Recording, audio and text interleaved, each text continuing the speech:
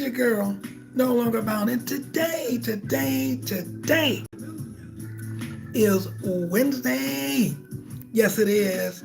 It is April the 27th. It is Wednesday. Welcome, welcome, welcome. So glad that you could be here today. Listen, today we're talking about attitude is everything.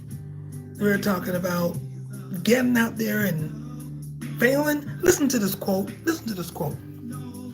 This is by Henry Ford.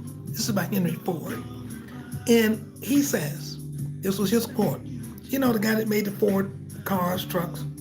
He said, failure is only the opportunity to more intelligently begin again.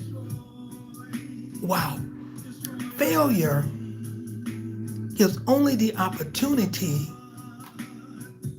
to more intelligently begin again, to start over. Guys, for the ones of you that have the book, Attitude is Everything by Jeff Keller, we're on page 105. So I got an important, this story today is outstanding. I don't know if you guys know this lady, because I think her show is done, but just listen to the story. It says, she couldn't pay her credit card bills for 26 years. She moved 25 times looking for work. She was fired 18 times. She worked for 26 years before she earned an annual salary of $22,000. She occasionally lived on food stamps and slept in her car. Now you're probably saying, wait a minute, I thought you were here to tell us about changing our attitude, how to be successful, how to move forward. What are you talking about here? It says, if this is about success, then you missed it. Well, the author says, I'll tell you why he wrote this story. He says, the quote, failure, unquote, described above that I just talked about, check this out, was a well-known TV talk show host, and her name was Sally Jesse Raphael. You need to Google it. It says, you see, despite all of her setbacks, she refused to give up her childhood dream of a career in broadcasting. Now, I don't know if I could have kept going after all of that. All right, listen, it says, she was willing to keep failing and keep failing until she succeeded. Sally Jesse Raphael has earned, and I don't even know if the woman is still alive today, millions of dollars and enjoyed a long and successful TV career. I remember her name in the show. All because she kept a great attitude despite years of failures. Guys, it says in the beginning, how is it that someone like this lady, Sally Jesse Raphael, can endure 26 years of failure and keep going? It says, if you look back to your own childhood, I think you'll see that you too demonstrated tremendous resilience in the face of repeated failures. Remember when you learned how to ride a bicycle? I do. Do I remember? Wait a minute, this is a story. I would get on the bike and get it rolling and then hold my legs out because I didn't feel coordinated enough to make the pedals go. I thought I would fall. So I would hold my legs out. And then when it gets slow enough, I'd put them down to stop. And then later, I would get it rolling. And I'd pedal a little bit and I get scared and hold my legs out. Let it slow down, then stop. But oh, after a while, I got coordinated. And I'm telling you, I could ride that bike. I could ride that bike with a bag of groceries in one hand and holding on with the other. I could ride that bike holding a jug of milk. And I could go to the store and get it and it would be cold. And I'd ride that bike about a mile home and it still would be cold. I would ride that bike. Yeah, I did fall a couple times. But I got back up. And I got back on. It says here, if you look back and you see those things, you remember when you were trying to do that. It says, you probably began with training wheels. No, I didn't have training wheels. It says, eventually, when these crutches were removed, my crutches were learning how to go ahead and put my feet on the pedal. And it said, keeping your balance became more difficult. It says, you struggled to stay upright. Maybe even falling a few times. Already told you. Scraping yourself. Yep, had one on my hand. Okay? You were learning an important and early lesson about failure. As you practice, it's likely that one of your parents walked outside beside you shouting instructions. Nah, my mom didn't. I just was hanging out with my friends, encouraging you and catching you as you lost your balance because my mom couldn't ride either. It says here, you were scared, but excited, You look forward to the time when you will succeed. I did.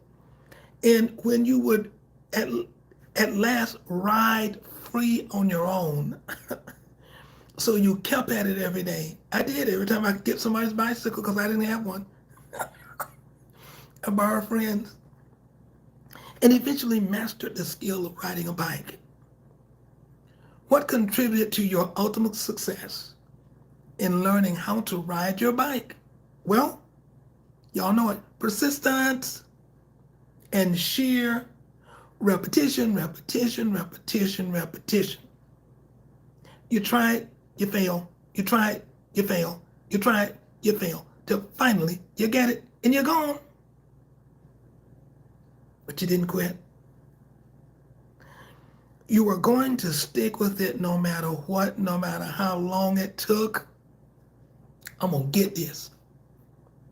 It also helped that you were enthusiastic about what you set out to achieve.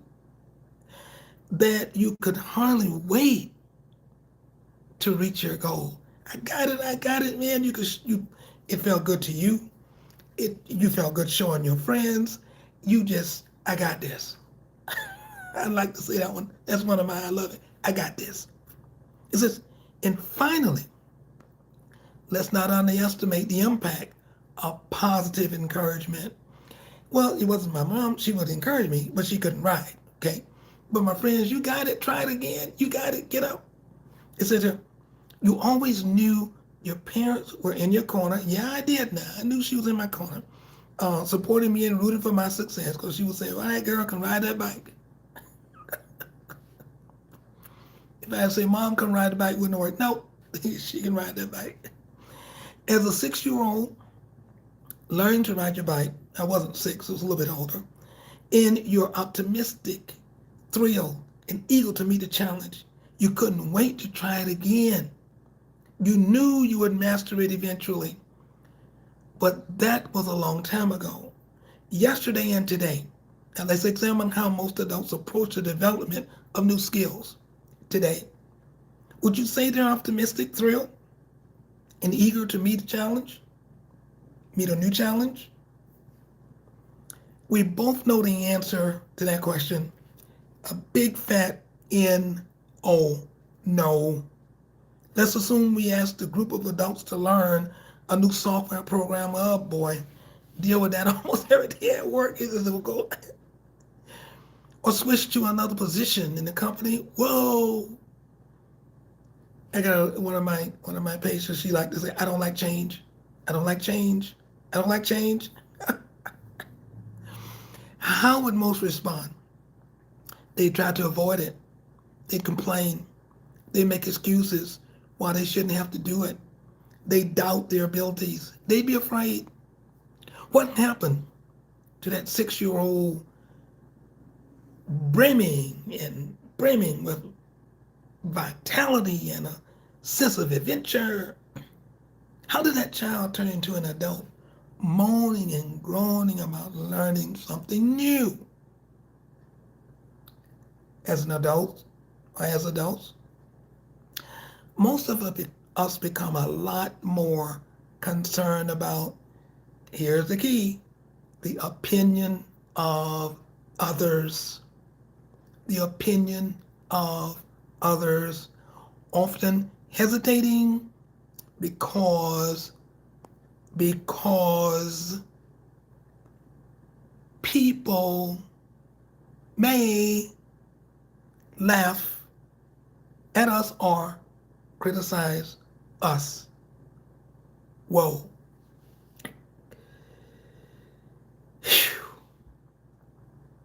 So many of us have been held back because of that very thing. You know, it's really sad. It's sad that we give other human beings so much power over us, so much control. As a teen, there's peer pressure and young adults. Why? Why do we do that? Why are we so afraid of others laughing at us, others not approving of us, others not? Why? I don't know the answer because I dealt with it. If I don't watch it, I'll still do it. But you know something? I've learned as an adult, there's a new stage you get to. No, I don't tell you how old I am, but there's a new stage you get to.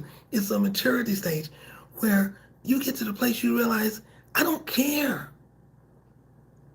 I'm going to do me. I'm going to do what God called me to be. I'm going to find me. Let me find who I was created to be. And let me go forward in that. Now, you appreciate constructive criticism. Don't get me wrong. You do. And I can remember when my loved ones was alive, and I really appreciate them. And I remember, some of my friends, girl, you gotta did you know that wasn't looking right? You need to fix that. You're not going out with that, are you? Did you know this was there? If you got a booger on your nose or something, excuse me for saying booger, something hanging out, you want somebody to tell you. Tell me because you love me. Let me know. But now what you're trying to do is you're trying to go forward in something. No. We talk often. What is it? Your book? You want to play the keyboard? You want to play your guitar? You want to sing? You want to, I don't know. You want to start a cooking show? You want to do yoga? You want to do a dance routine? I don't know. It doesn't matter.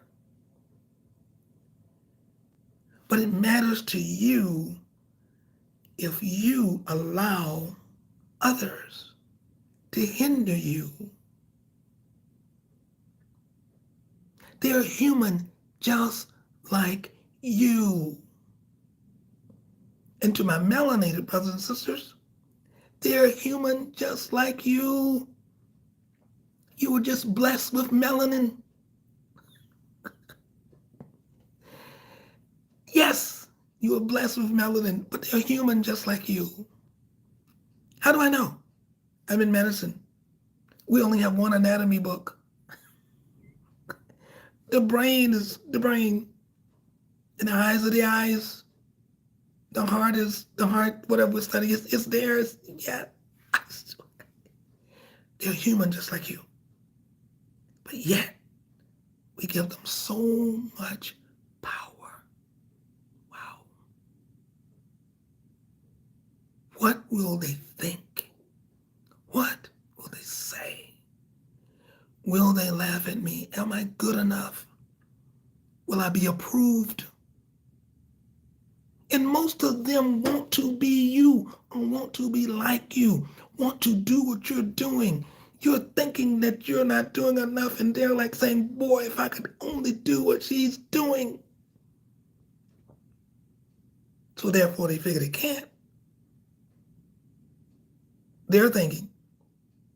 So if you think you can, you can. If you think you can't, you can't. So they're thinking, since I can't do it, I'll bring her down. I'll laugh. I'll make her feel uncomfortable. I'll poke fun. Oh, this is so good, so good. Do you remember in school, as we were talking, the author was talking about school, then we're going to be done. Do you remember there was somebody that maybe had some kind of default, because all human beings have a default. You might not see it. We got something wrong with us. None of us are perfect. Only God was. Only Jesus. So they're poking fun at you for something. And they keep doing it. And they make you feel self-conscious. Why? Because they don't want you to look at them. Let me point it out on you first. Let me get everybody to see it on you. And if they can see it on you and laugh at you and make fun of you, they won't see it on me. And then later, you stop and you think, whoa, you were laughing and poking fun at me, but have you seen yourself lately? Yes, they have. And that was the reason, and you didn't know it, and I didn't know it. So we allowed it to penetrate our mind, and it messed with our mentality. It messed with our mindset, and it caused us then to think that we could not, when all the time we could. Whoa. Girl, this is good. We got to get out of here. Winston Churchill, this is his quote: success is going from failure to failure without loss of enthusiasm. You keep saying, I can do it. You keep saying, I got it. I got this. I got this. I got this. Oh, I got this. I got it. At the age of 6, we knew we had to fall off the bike and get back on to learn a new skill. Falling off the bike wasn't, quote, a bad thing. But we got older, we started to perceive falling off as a bad thing rather than an essential part of the process of achieving our goal. As I pointed out in lesson previously, it can be uncomfortable to try something new, perhaps even scary. But if you take your eyes off your goal and instead focus on your attention on how others may be viewing you, you're doing yourself a grave disservice. I told you about the time I was doing this song and I was playing my guitar, and then my mind kept saying, they're watching you, and yes, they were, but I got my mind off of what I was doing. My fingers got tired, and I couldn't finish playing my song because I was so conscious on I was going to mess up. So what I ended up doing was messing up. And I beat myself real bad afterwards. How could you do that? What was the matter with you? Why didn't you focus? Now they really think you're terrible. What? So as I kept messing up, I kept learning. Take it as a learning experience. Take it as a learning experience. Take it as a learning experience. Hey, it says, but if you take your eyes off the goal and instead focus your attention on others and how others may be viewing you, you're doing yourself a grave disservice. To develop a new skill or reach a meaningful target, you must be committed to doing what it takes to get there, even if it means putting up with negative feedback or falling on your face now and then. Successful people have learned to fail, quote, fail their way to success. While they may not particularly enjoy failures, nobody does, they recognize them as a necessary part of the road to victory. After all, becoming proficient at any skill requires time, effort, and discipline, and the willingness to persevere through whatever difficulties may arise. I want to stop right there, and I want to say to you, keep going. Keep going. If you fall down, get up. Fall down, get up. I can do this. I got this. I'm going forward. I love reading certain books, guys. I love things like how-tos. I love books that will encourage you to go on. I read them and I share them with you because it helps me. And I'm believing if it's helping me, it's helping you. I know where I came from. And I believe I'm going somewhere. And as my bishop says, quote, I'm going somewhere good. God is taking me somewhere, as he says, quote, and he's taking me somewhere good. This is your girl. Hey, we appreciate you guys. Y'all make sure that you like, share, and subscribe, okay? Yeah, you know something? Do a thumbs up. Do a thumbs up. When you do a thumbs up, it says that you like the video, okay? And then, if you would even be bolder and leave a comment. Say, hey girl, I like it. You're doing a good job. Or, hey, I don't really like to read. Don't really like good books. I had one comment. Somebody sent me a comment on one of my TikToks. And they said, you know what? I really was hanging in there with you until you start talking about that Bible. Then I had to get out. And I said, you know what? Thank you. I'm glad you heard what you heard, and I hope it will help you. But you know what? I'm going to be talking about the Bible till the day I leave because I'm a Christian and I believe in it. That's my manual. I live by it. Hey guys, no longer bound. We will see you right here next time.